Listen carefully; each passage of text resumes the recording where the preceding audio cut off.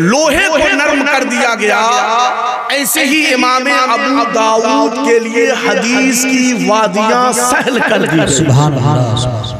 وہ امام ابو داؤد ہیں، زندگی بھر حدیثوں کا درس دیتے رہے، قال اللہ اور قال الرسول کی صداؤں سے زبان ہمیشہ تر رہی، ہزاروں ہزار شاگرد دنیا سے آئے، تشنگان علوم نبوت آئے اور حدیث مصطفیٰ کا جام لبالب پی کر واپس چلے گئے۔ وہ امام ابو داؤد ہیں، ان کے دروازے پر وقت کے عارف باللہ، صوفی باصفا، بہت بڑے اللہ کے برگزیدہ بندے حضرت سہل بن عبداللہ حاضر ہوتے ہیں۔ دروازہ کھٹکھٹایا، کہا اے امام ابو داؤد، آپ کے دروازے پر سہل بن عبداللہ آیا ہے، لی الیک حاجہ، مجھے آپ سے کچھ ضرورت ہے۔ حضرت امام ابو داؤد دوڑے ہوئے دروازے پہ آ گئے، پوچھا حضور حکم کیا ہوتا میں حاضر ہو جاتا، زحمت کیوں فرمائی؟ آپ نے فرمایا مجھے آپ سے کچھ باتیں کرنی ہے اس لیے آ گیا۔ کہا حضور اندر تشریف لے آئے۔ حضرت سہل بن عبداللہ فرماتے ہیں لا ادخل حتی تقول لی قضیتها حتی الامکان، میری ایک شرط ہے، جب تک تو وعدہ نہ کرے کہ میری شرط پوری کر دے گا تب تک میں تیرے گھر میں قدم نہیں رکھوں گا۔ ہاں حضور فرمائیے وہ کیا شرط ہے؟ حضرت سہل بن عبداللہ فرماتے ہیں میں جانتا ہوں صبح سے لے کر شام تک تو اپنی زبان سے حدیث مصطفیٰ پڑھتا اور سناتا ہے، حدیث مصطفیٰ کا درس دیتا ہے، میری دلی تمنا ہے کہ تو اپنی زبان باہر نکال، میں اس زبان کو چومنا چاہتا ہوں جس زبان سے تو حدیث مصطفیٰ کا ورد کرتا ہے، جب تک اس زبان کو میں چوم نہیں لوں گا میرے دل کی حسرت پوری نہیں ہوگی۔ حضرت امام ابو داؤد نے اپنی زبان باہر نکالی، حضرت سہل بن عبداللہ نے اس زبان کو بوسا دیا جس زبان سے وہ حدیث مصطفیٰ پڑھتے اور پڑھاتے تھے۔ حضرت سہل بن عبداللہ فرماتے ہیں قسم خدا کی عشق مصطفیٰ کا جام اب بھرپور حاصل ہوا ہے، حدیث مصطفیٰ سے عشق مصطفیٰ کا جام لبالب ہمیں حاصل ہو گیا۔ سبحان اللہ۔ میرے بھائیو ذرا اندازہ لگاؤ دین پڑھنے اور پڑھانے والوں کا مقام کتنا اعلیٰ ہے۔ قرآن اور حدیث پڑھنے اور سمجھنے والوں کو اللہ عز و جل نے کتنا عظیم مقام عطا فرمایا ہے۔ انہی میں ایک بہت بڑے محدث گزرے ہیں، فقیہ وقت فقیہ النفس ہیں، حضرت شیخ اکبر علامہ محی الدین ابن العربی فرماتے ہیں سعر و اعلام النبلاء میں یہ واقعہ مذکور ہے۔ حضرت ملا علی قاری نے بھی اس واقعے کو اپنی کتاب میں لکھا ہے۔ حضرت شیخ اکبر محی الدین ابن العربی فرماتے ہیں کہ میں نے حدیث پاک کا ایک ٹکڑا پڑھا، رسول پاک کا فرمان دیکھا، آقا کا فرمان تھا من قال لا الہ الا اللہ 70 الفا غفر اللہ لہ ولمن قیل لا، جو 70,000 مرتبہ کلمہ طیب پڑھے گا اللہ عز و جل اسے بھی بخش دے گا اور جس کے لیے پڑھے گا اس کی بھی بخش دے گا۔ سبحان اللہ، سبحان اللہ۔ حضرت شیخ اکبر علامہ محی الدین ابن العربی فرماتے ہیں میں نے اس حدیث کو پڑھ تو لیا مگر جب اس کی سند پر میں نے غور و فکر کیا تو اس کی سند مجھے کمزور نظر آئی، راویان حدیث کا جو سلسلہ تھا وہ ضعیف نظر آیا۔ پھر میں نے سوچا بات اچھی ہے، رسول کی طرف اس کی نسبت بھی ہے، کلمہ طیب پڑھنا ہے، ثواب کا کام ہے، پڑھ لینے میں حرج کیا ہے۔ حضرت شیخ اکبر فرماتے ہیں میں نے 70,000 مرتبہ کلمہ طیب کا ورد کیا اور اس کا ثواب محفوظ کر لیا، اس کا ثواب ریزرو کر لیا، کسی کو ایصال نہ کیا۔ فرماتے ہیں چند ہی دنوں کے بعد میرے ایک مرید نے میری دعوت کی، میں مرید کے گھر پہنچا، دسترخوان پر حاضر ہوا، کیا دیکھا ایک نوجوان اس دسترخوان پر بیٹھا ہے جو بہت زیادہ پڑھا لکھا تو نہیں مگر علماء سے محبت کرتا ہے، عالم ربانی کی قدر کرتا ہے، علماء کے ساتھ رہتا ہے۔ اس نوجوان کے بارے میں پورے علاقے میں یہ شہرت تھا کہ یہ صاحب حال ہے، صاحب کشف و کرامت ہے، اللہ عز و جل ڈھکی چھپی باتیں اس کے دل پر القا فرما دیا کرتا تھا۔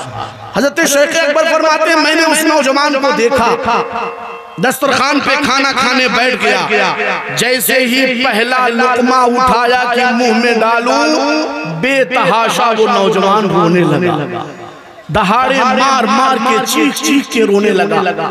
شیخ اکبر فرماتے ہیں میں نے کہا مایوسی کا کیوں رو رہا ہے، کس چیز نے تجھے رلا دیا؟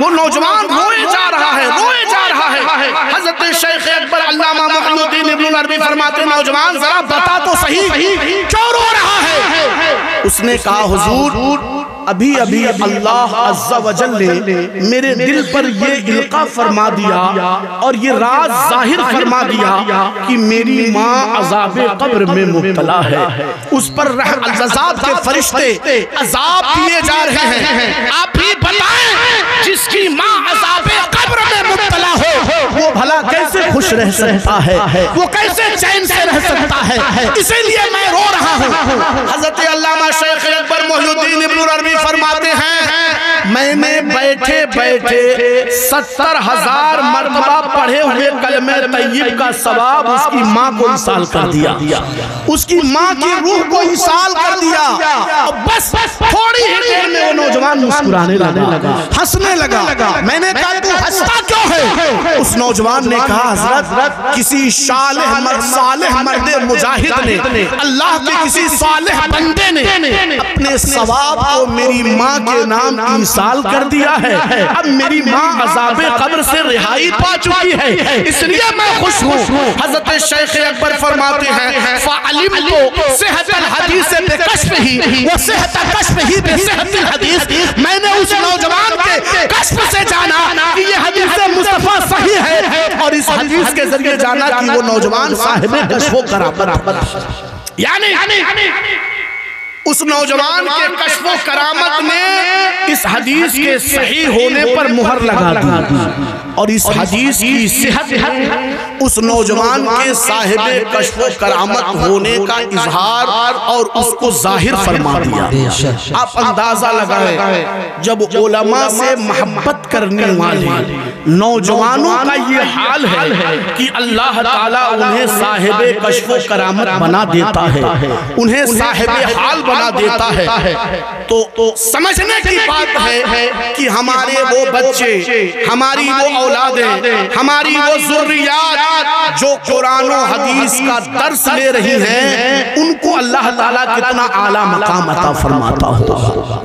آپ اپنے بچوں کو دنیا کی تعلیمات سے آراستہ کرتے ہیں، doctor engineer professor IAS IPS بناتے ہیں، زمانے کی دوڑ میں آپ آگے رہیے، کوئی آپ کو منع نہیں کرتا، مگر انہی میں سے ایک بیٹے کو حافظ قرآن بھی بنائیے، عالم قرآن بھی بنائیے، دیوان مصطفیٰ بھی بنائیے، شہدائی مخدوم سنہ بھی بنائیے، اسے عاشق اعلی حضرت بھی بنائیے، کیونکہ وہی بچہ جو آپ کے خاندان میں عالم ربانی ہوگا وہی پورے خاندان کو بد مذہبیت اور زندیقیت سے محفوظ رکھے گا، الہاد اور کفر سے بچائے گا، گمراہی سے بچائے گا، اور وہی اولاد ہے جو IAS IPS کی تعلیمیں لے کر بڑی بڑی ڈگری ہولڈر بن کر بڑے بڑے عہدے پر ہیں۔ جب آپ کا حافظ بچہ گاؤں کے عیدگاہ میں مصلی پر امامت کرے گا تو یہ سارے لوگ اسی کے پیچھے ہاتھ باندھ کر رب کی بندگی کرتے ہوئے نظر آئیں گے، اسی کے پیچھے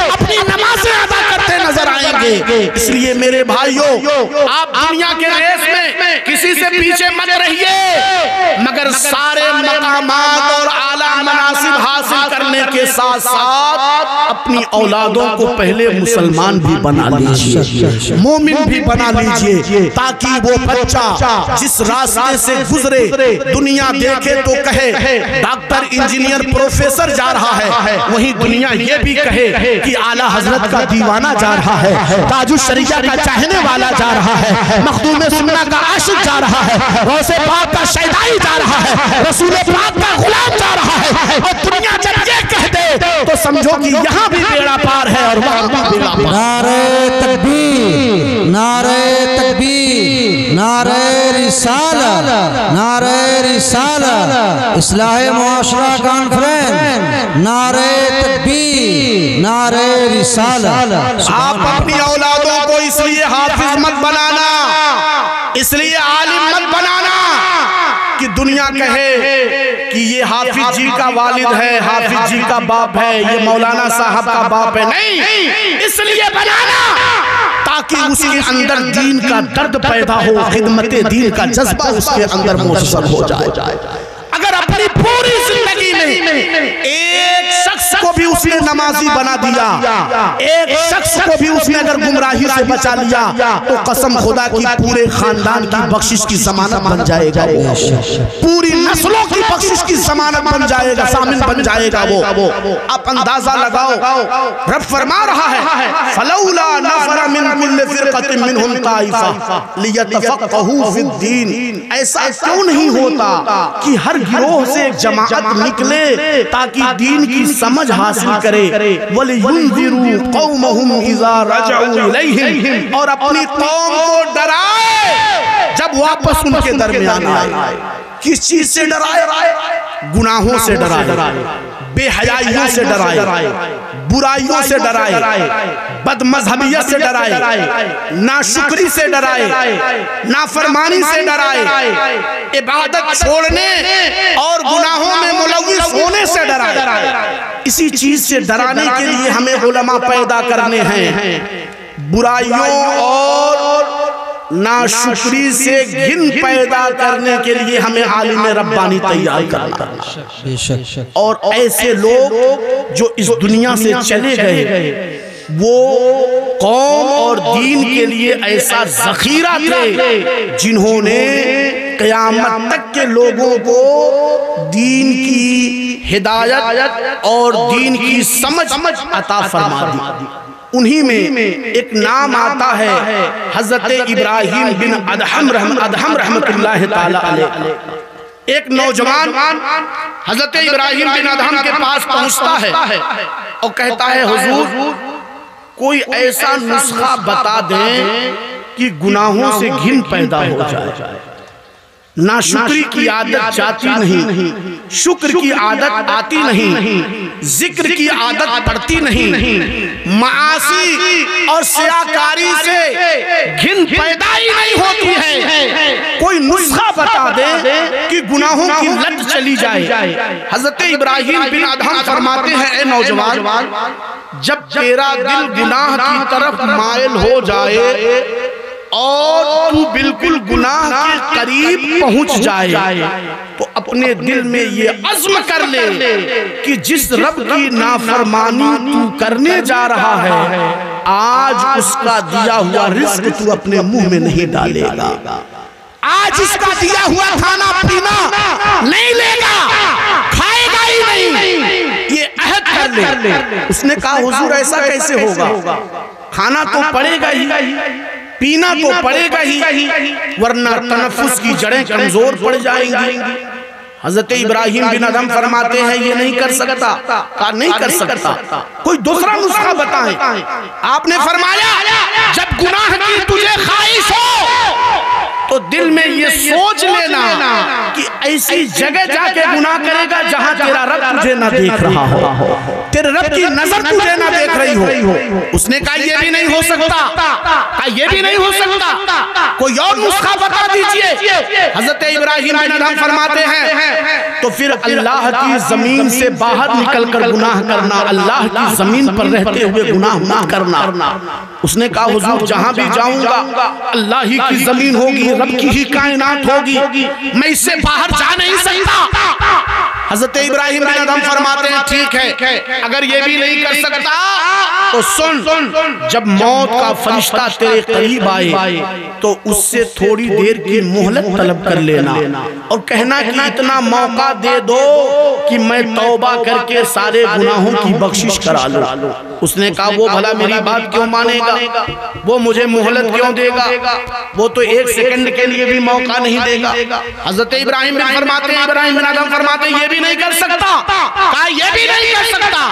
کہا تو ٹھیک ہے جب قبر میں تجھے رکھا جائے فرشتے تجھے گرز ماریں اور قبر میں عذاب دیں تو ان فرشتوں سے گڑا کے کہنا کہ میرے عذاب کو تھوڑا ہلکا کر دو یا میرے عذاب کو ذرا ختم کر دو، بند کر دو، دو۔ اس نے کہا قبر کے فرشتے میری بات بھلا کیوں مانیں گے، بھلا میرے کہنے پر کیوں آئیں گے؟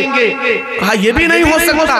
کہا نہیں ہو سکتا۔ کہا تو پھر حشر کے میدان میں جب رب کا حکم ہوگا کہ فرشتوں اسے جہنم کی ہولناکیوں میں لے جاؤ اور فرشتے گھسیٹ کر جہنم کی طرف لے چلے، تو رب کی بارگاہ میں گڑ گڑا کے کہنا مولا مجھ پر رحم فرما، مجھ پر کرم فرما، میں تیرا ہی بندہ ہوں، تیرے نبی کا امتی ہوں، گناہوں میں لت پت ہوں، مولا مجھے بخشش عطا فرما دے، ہو سکتا ہے رب تعالیٰ تجھے بخش دے۔ اس نے کہا گناہوں کا اتنا بڑا گٹھر لے کر میں رب سے بخشش کیسے طلب کر سکتا ہوں، یہ بھی نہیں ہو سکتا۔ حضرت ابراہیم بن ادم فرماتے ہیں ارے تو اتنا نکمہ ہے، نہ یہاں تیری چلتی ہے، نہ قبر میں تیری چلتی ہے، نہ حشر میں تیری چلتی ہے، نہ میدان محشر میں تیری چلتی ہے، تو پھر اپنی مرضی سے کیوں زندگی گزارتا ہے؟ اپنے رب کی مرضی سے زندگی کیوں نہیں گزارتا؟ اپنے رب کے حساب سے زندگی کیوں نہیں گزارتا؟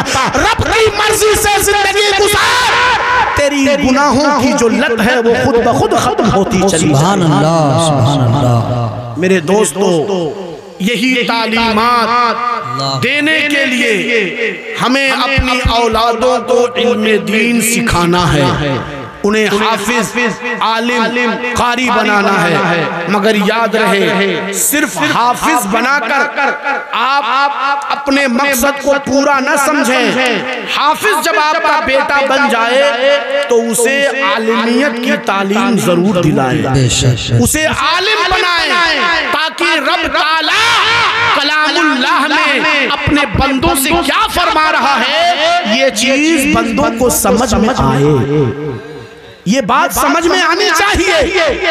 ہم قرآن پورا پڑھ جاتے ہیں، تراویح پوری سن جاتے ہیں، مگر میرا رب مجھ سے کیا کہہ رہا ہے یہ بات ہمیں سمجھ میں نہیں آتی۔ بس آخری بات عرض کر کے میں آپ کے سامنے سے رخصت ہو جاؤں۔ فرض کیجئے آپ گئے تاج محل دیکھنے، وہاں آپ کی ملاقات ایک انگریز سے ہو گئی، بڑی زبردست دوستی ہوئی، آپ کے کردار اور اخلاق سے وہ بڑا خوش ہوا، اس نے اپنا نمبر، اپنا ایڈریس آپ کو دیا، آپ نے اپنا ایڈریس، اپنا نمبر اسے دیا۔ وہ انگریزی زبان بولنے والا، آپ ہندی اردو زبان بولنے والے، وہ برطانیہ چلا گیا، اپنے ملک چلا گیا، آپ اپنے گھر آئے، 10 سال 12 سال 15 سال کے بعد اس نے آپ کے نام ایک لیٹر بھیجا، ایک خط بھیجا۔ جب وہ خط آپ کو ملتا ہے تو آپ بے چین ہو جاتے ہیں کہ میرے اس دوست نے، میرے اس محب نے میرے لیے کیا لکھا ہے۔ آپ بے قرار ہو جاتے ہیں کہ ذرا اس خط کو کھول کر پڑھیں، کیا کہنا چاہتا ہے وہ۔ لیکن جب خط کو آپ کھولتے ہیں تو کیا دیکھتے ہیں؟ وہ خط تو انگریزی زبان میں لکھا ہوا ہے، آپ کو انگریزی آتی ہی نہیں ہے، تو کیا اس کو اٹھا کے آپ طاق پر رکھ دیتے ہیں، الماری میں رکھ دیتے ہیں، صندوق میں رکھ دیتے ہیں، کچھ کوڑے کچڑے دان میں ڈال دیتے ہیں؟ نہیں، سب سے زیادہ انگریزی زبان کا جو ماہر ہوتا ہے اس کے پاس آپ دوڑ کر جاتے ہیں، جو بڑھیا اسپیکنگ کورس کرنا کیا ہوا ہے، انگلش اسپیکنگ کورس سے آتی اور کرنا جانتا ہے، اس کے پاس جاتے ہیں اور کہتے ہیں میرے بھائی ذرا اس خط کو پڑھ کر ٹرانسلیٹ کر کے مجھے بتا میرے اس محب نے میرے نام کا پیغام لکھا ہے۔ آپ بے قرار ہو جاتے ہیں۔ بلا تشبیہ و تمثیل کے آپ کے رب نے بھی آپ کو ایک رقعہ عطا فرمایا ہے، ایک پیغام عطا فرمایا ہے قرآن کی شکل میں۔ آپ قرآن کی عربی زبان کو نہیں جانتے تو کیا محبت کا یہی تقاضا ہے کہ قرآن کو اٹھا کے سب سے اوپر والی الماری پر رکھ دیا جائے؟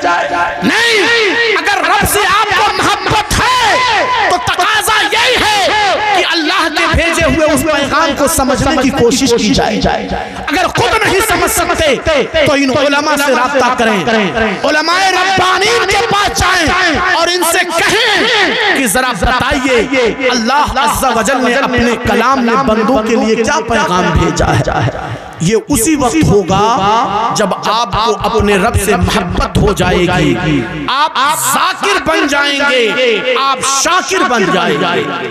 رب کا ذکر کرنا، رب کا شکر کرنا آپ کی جب عادت ہوگی تب آپ کی محبت اور زیادہ ترقی پائے گی، آپ کی محبت اور زیادہ مضبوطی پائے گی، اور شکر الہی کرنے والا کبھی ناکام نہیں ہوتا، کبھی نامراد نہیں ہوتا۔